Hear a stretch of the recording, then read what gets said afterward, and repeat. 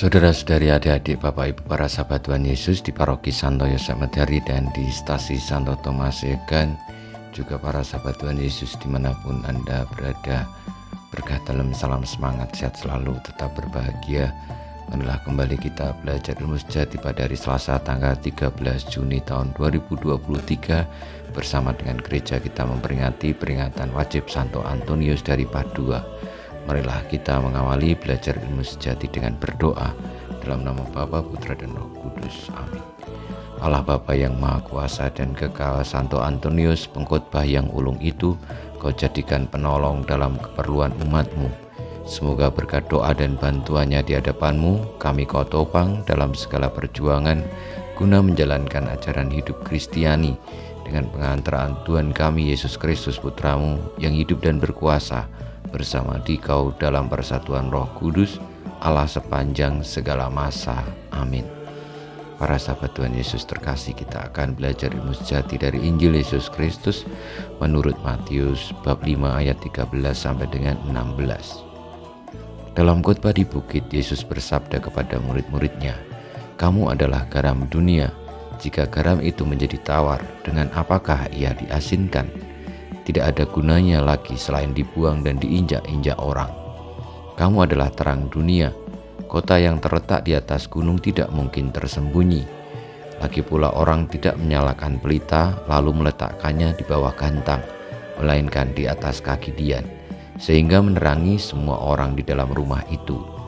Demikianlah hendaknya terangmu bercahaya di depan orang, supaya mereka melihat perbuatanmu yang baik dan memuliakan Bapamu yang di surga."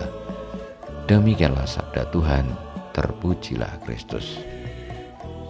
Para sahabat Tuhan Yesus yang terkasih, meskipun manusia ini berbeda-beda dengan ras macam-macam, golongan macam-macam, juga keyakinan dan juga agama yang berbeda-beda, namun manusia memiliki bahasa yang sama, yakni bahasa kasih, bahasa pengertian, bahasa kemanusiaan. Dan itu pula yang akhirnya disampaikan oleh Tuhan Yesus, bahwa sebagai para pengikutnya, layaknya garam dan terang, kita pun dituntun untuk sungguh-sungguh menjadi garam dan menjadi terang.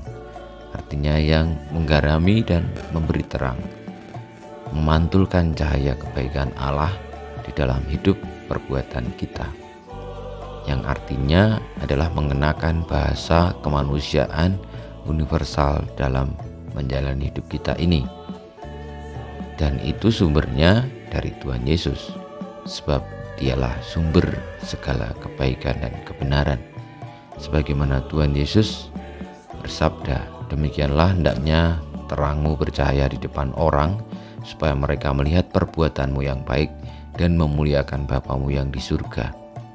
Artinya marilah kita tetap terus bertekun di dalam perbuatan-perbuatan baik, bukan karena ingin dipuji, bukan karena punya kepentingan tentang diri sendiri, tetapi karena memang itu menjadi hakikat dasar kita, menjadi ciri khas kita sebagai pengikut-pengikut Tuhan Yesus, sebagai orang yang telah ditebus dan menerima kebaikan dari Kristus itu sendiri yang sumbernya dari Bapa. Maka kalau kita melakukan kebaikan, itu menjadi karakter kita, menjadi identitas kita, sehingga tidak ingin dipuji, tetapi karena mewartakan bahwa kebaikan Allah telah lebih dahulu mengubah kita, telah lebih dahulu menyelamatkan kita, dan akhirnya kita pun tergerak untuk bekerja sama dengan kehendak Allah di dalam menyelamatkan umatnya.